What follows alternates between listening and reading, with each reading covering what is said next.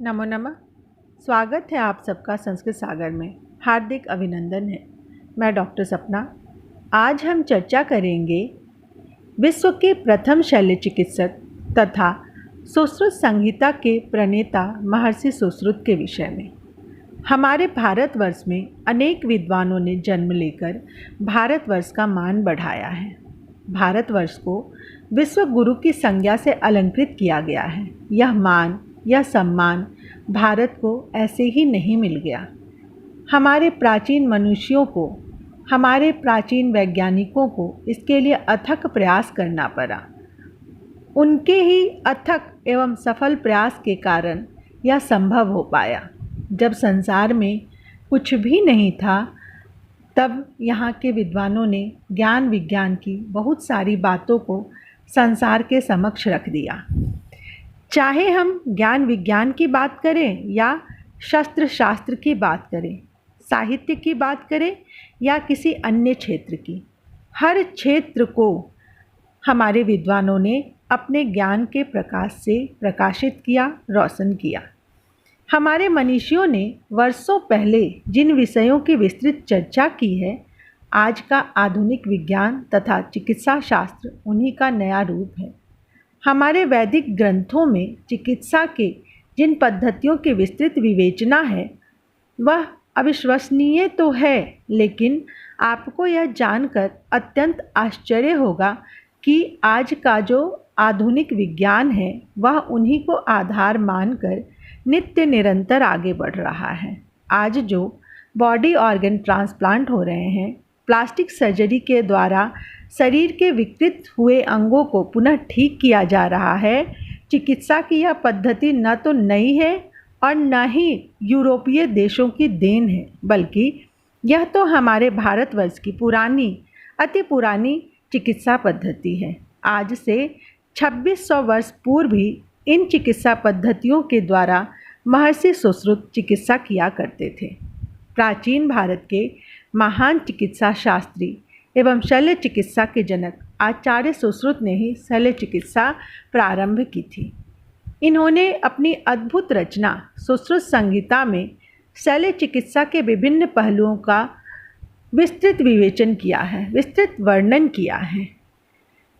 महर्षि सुश्रुत ने चिकित्सा शास्त्र के विभिन्न पहलुओं को संसार के समक्ष रखा है।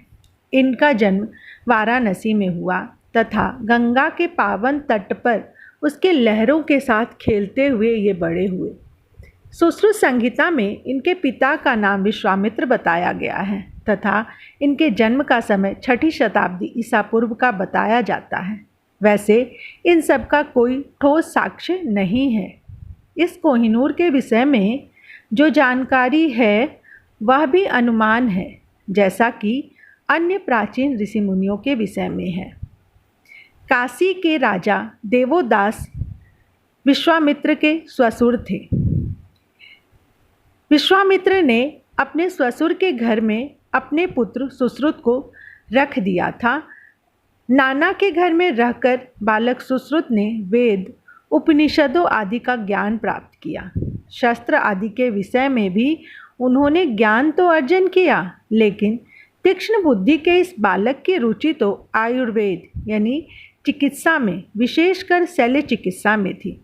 चिकित्सा शास्त्र के बहुत बड़े ज्ञाता अपने नाना के संरक्षण में अपनी प्रारंभिक शिक्षा ग्रहण कर रहे थे बालक सुश्रुत।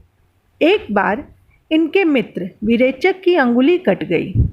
सुश्रुत ने अपने मित्र विरेचक की कटी हुई उंगली को एक विशेष प्रकार के घोल में डुबाकर उसे उसी जगह पर जोड़ दिया जहाँ से वह कटकर अलग हुई थी।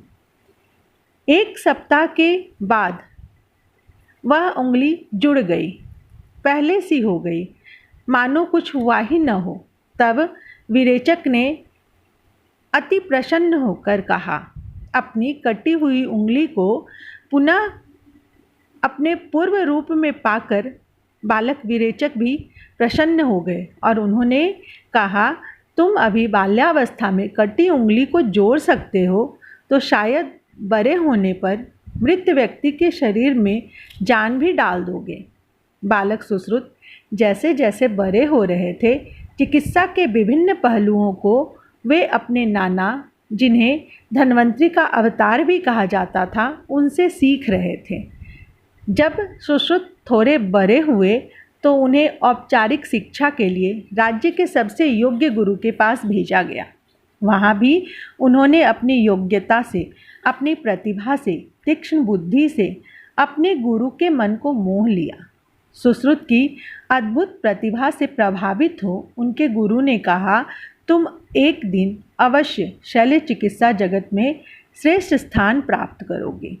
गुरुमुख से निकली यह वाणी सर्वथा सत्य सिद्ध हुई। शल्य चिकित्सा के क्षेत्र में सुश्रुत ऐसे विख्यात हुए कि संपूर्ण जगत में प्राची से प्रतीचि तक और सुदूर दक्षिण से ध्रुव उत्तर तक एक श्रेष्ठ शल्य चिकित्सक के रूप में सुश्रुत की कीर्ति चारों ओर फैल गई।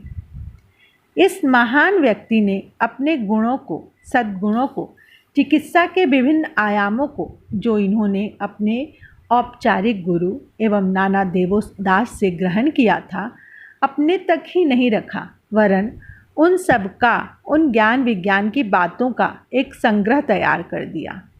उसी संग्रह का नाम है सुश्रुत संहिता। महर्षि की यह अमूल्य निधि है। वैसे तो महर्षि ने चिकित्सा के विभिन्न पहलुओं को इसमें बताया है, किंतु शल्य चिकित्सा की विशिष्ट बातें ही इसका केंद्रीय विषय है। आयुर्वेद के विषय में भी यहाँ बहुत कुछ लिखा है ऋषिवर ने। शल्य चिकित्सा या आयुर्वेद आदि के विषय में विशिष्ट और सटीक जानकारी देने वाला अन्यतम ग्रंथ है यह। डॉक्टर बनने की इच्छा रखने वाले या जो डॉक्टर बन गए हैं, सबके लिए अत्यंत उपयोगी है यह रचना। संस्कृत भाषा में लिखी गई इस रचना के मुख्य भाग में 120 अध्याय हैं, जिसमें शल्य चिकित्सा के विभिन्न पहलुओं पर विशेष चर्चा की गई है। दूसरा भाग, जिसे उत्तर तंत्र के नाम से जाना जाता है या परिशिष्ट रूप में है, उसमें शरीर की चिकित्सा किस प्रकार से की जाए, इस बात की विभिन्न जानकारियों पर विचार किया गया है, जो आज के चिकित्सकों के लिए अत्यंत लाभप्रद है। महर्षि सुश्रुत शल्य क्रिया के लिए 125 तरह के उपकरणों का प्रयोग किया करते थे। इन उपकरणों की खोज महर्षि ने शल्य क्रिया में आने वाली जटिलताओं को देखते हुए किया।